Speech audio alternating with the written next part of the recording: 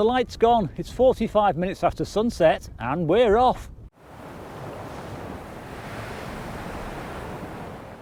Well, on a recent trip to a nearby beach, Rob and I enjoyed ourselves immensely shooting in the dunes and down by the sea itself. But as the day drew on, I did realise that perhaps some of my choices in terms of what I shot and how I shot it and the equipment could perhaps be improved on next time. So just have a quick look at the video and then we'll have a chat about the equipment and the approach I took. Well, it's that time of year again when we come down to Formby Beach and attempt to make some epic shots.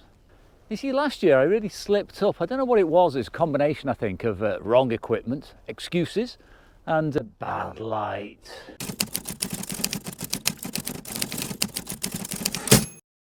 But this year I've come better equipped, and the light is not only fantastic, but it's probably the coldest day of the year as well. Now, right away I found something interesting in the frozen sand, and yeah, this is frost on sand at the seaside, so quite unusual for Britain. Love this pattern of the footprints. Somebody's come down here, but they're frozen in a sort of an attractive way. You wouldn't think that normally, but got a quick shot. I'm using XP2 Super today, and I've taken that about a 60th of a second at f11. Fantastic detail, and yeah, it could be a moonscape. Now this one is all about the textures in the scene, and to be honest, the lower part of the scene is far more attractive. If I show you a crop and I call out those details at the bottom and exclude the top, I think you'll admit it's a stronger image, but I do like the monochrome though, it really suits it. Oh, fantastic opportunity here. Frozen bottle, bit of old iron, some coal, charcoal, etc. Amazing. Well, much like the first one, it's quite graphic, it's quite strong, and by using the objects in a diagonal, it puts a bit more tension in the frame, it's a bit more dynamic. I do like the gritty black and white look, and I have added a vignette, of course, to bring your eyes into the centre, but yeah, nice start to the day. I've got to be careful here not to get too carried away, because there's so much material, so much unique opportunities that I don't normally or ever see. I used to live around here, I haven't seen it this cold for many years, but I've got to be careful not to rattle off too many shots. I've taken about 4 frames already. I'm very cold already, so I'm going to have to be a bit more selective and pick my shots carefully, I think. Oh, I do like these. Well, I like the footprints, or the paw prints with the marram grasses and that. A little bit of frost, because that frost gives me a highlight to lift the scene. Just got to make a tidy composition of it without wrecking the scene with my own footprints. Well, this image and the next one are two of my favourites from the day. Even though there's quite a lot going on in there, there's the grasses, there's the ripples in the sand, and there's the paw prints. I just love the strong nature of it. I love the tonality, and I managed to capture it all at about 28mm with the wide angle. But this is something you don't see, as I said before. It gives a highlight to the sand, not something you'd normally see. So I'm very pleased with the results here. Now these patterns here, again, bit of a moonscape, wonderful in black and white. I don't like them in colour actually. I've just previewed my little iPhone device and they look fantastic, like craters. And there's a little bit maybe of tidying up 1 or 2 little tiny twigs and things that might need removing from the scene. But again, it's got that whole abstract thing going on.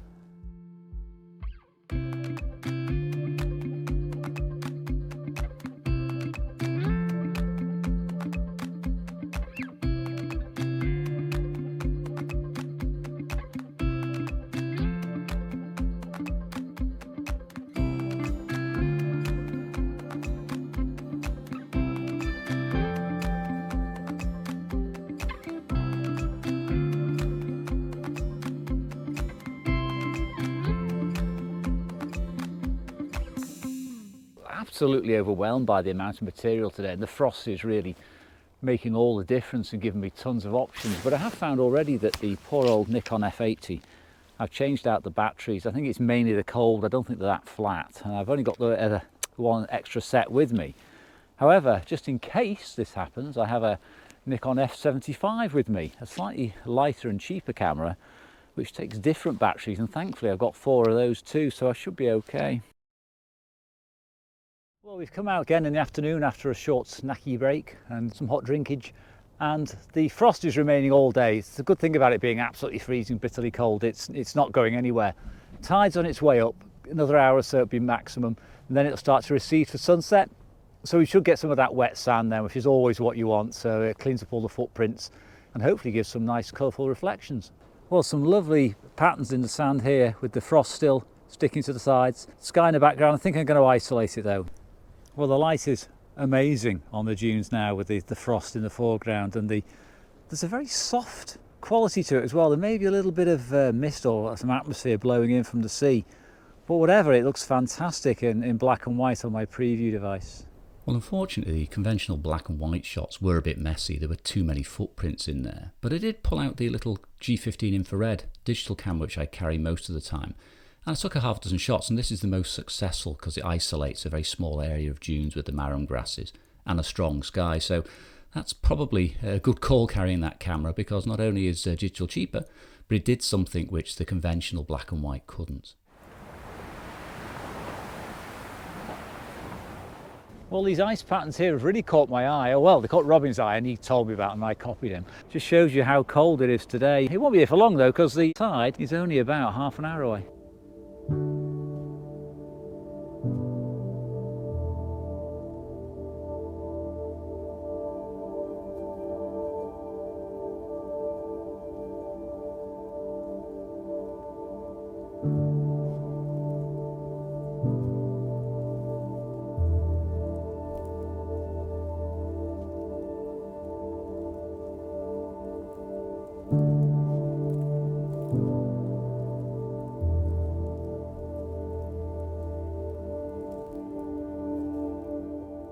Well, the light has changed considerably. It's nowhere near as nice as it was this morning. And I shot about 30 frames on the little F80 with my roll of XP2 Super. So I've shifted over to the digital camera, the EM5 Mark III, because there's a bit of warmth coming up in the sky. The cloud patterns are very, very attractive and much softer light. And I think that's a bit more suited to colour. So I'm going to shoot that for a while, but if I need to, I can flip back to the film camera if the light gets sharp again. Well, this first image is actually taken with the iPhone 14 Pro with the main camera. Plenty of details, captured all the highlights. No shame whatsoever in using a phone camera. Well, it's towards the end of the day now. We took a nice break back at the car. Anyway, I've got the digital camera, the EM5 Mark III. It's more conducive to shooting colour this time of night, like I said earlier. Hopefully we're going to get a bit of a sunset, get a bit of shooting done, but if not, I'll just get wet in the rain.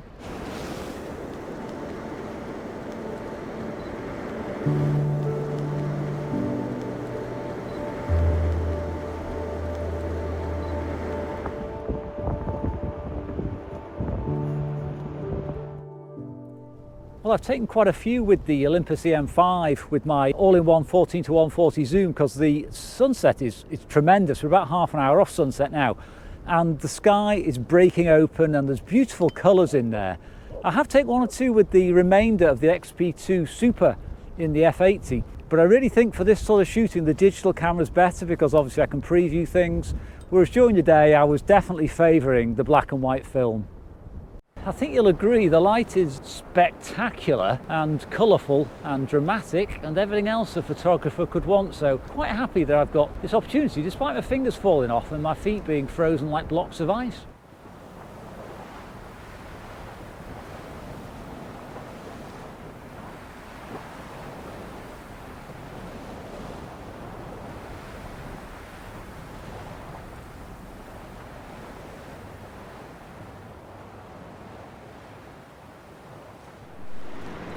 Okay. Now, it was on a recent video when I was out with Robin shooting in the Lake District that I said, don't quit when it's sunset. Well, it's sunset now and we're not quitting yet.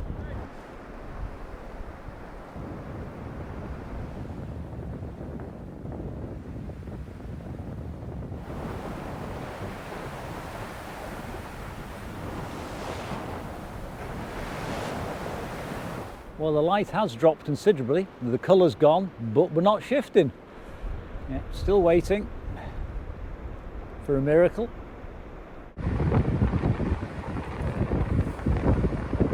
There's a surprising amount of blue light around now, about 15 minutes after sunset. Well worth shooting, lovely and soft.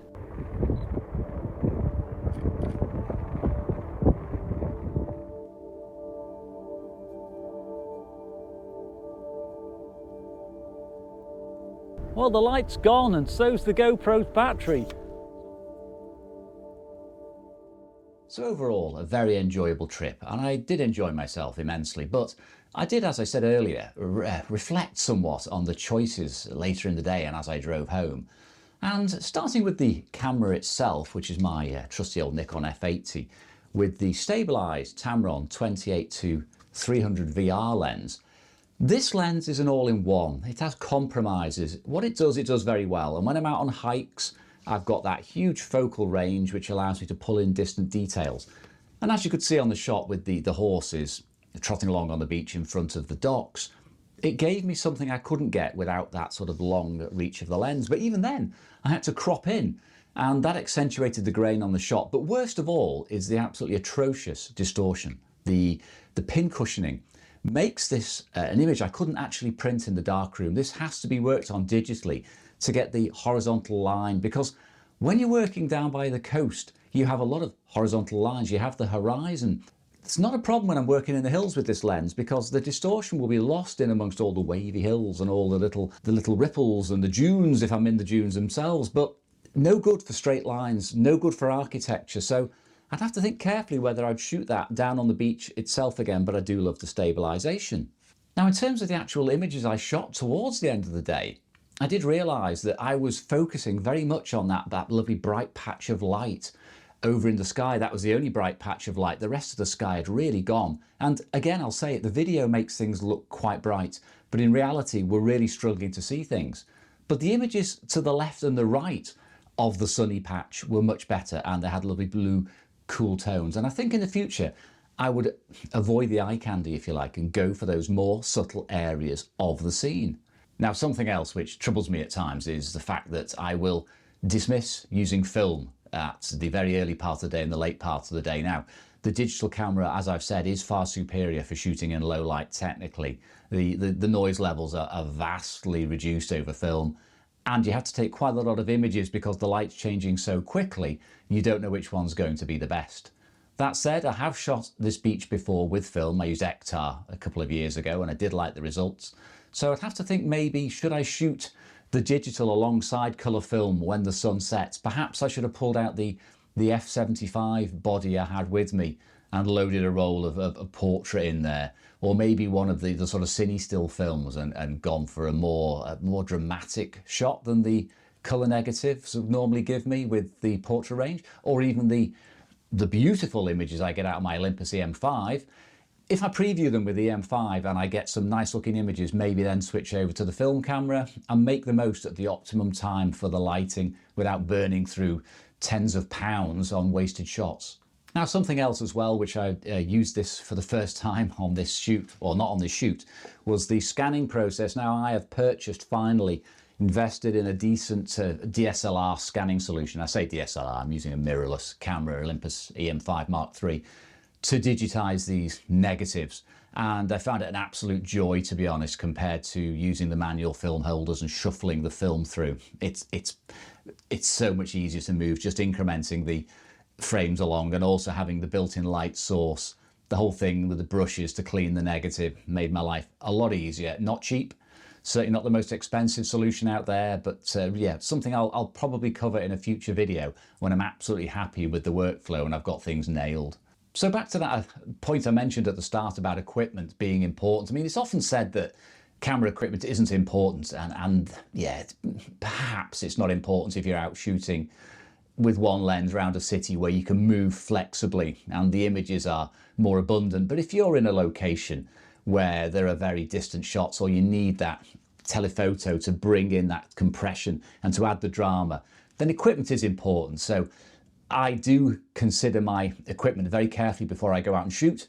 Next time, possibly I will take a longer prime, like a 200mm f4 Nikon with me for those shots where I'm worrying about the distortion on the beach. Possibly again, a prime for the wider end with fewer distortions in there. But overall, the stabilized Tamron gives me everything I need. But I have to say, it's not a nice lens to use. It doesn't handle well. It overbalances with the Nikon F80. It balances better with the Nikon F100. That's a bigger and heavier camera. Sitting on your shoulder strap all day, a little bit cumbersome. But having said that, I have bought a new bag, which I'll mention in an upcoming video, which allows me to stash things a little bit easier and gain access to lenses on the go. So perhaps that will allow me to use more prime lenses alongside this on a shoot, or instead of this on a shoot, who knows? But yeah, again, equipment is important. I can't stress it enough. Take the wrong equipment like I did on the last trip to this beach, have a miserable day, take the right equipment, get better images, simple as that. So I hope you enjoyed the trip to the beach. I hope you enjoyed my ramble about the equipment, and I'll talk more about some of the processes I'm going to use in 2024 on the next video, or the next couple of videos, and the general improvement I'm finding by spending a bit more money on camera equipment in general, particularly things like bags and head torches, gloves and all that paraphernalia. Makes the whole business of photography outdoors a lot more pleasant in the blustery, wet, cold UK. So yes, thanks for watching, thanks for putting up with my ramble, and I'll see you again soon.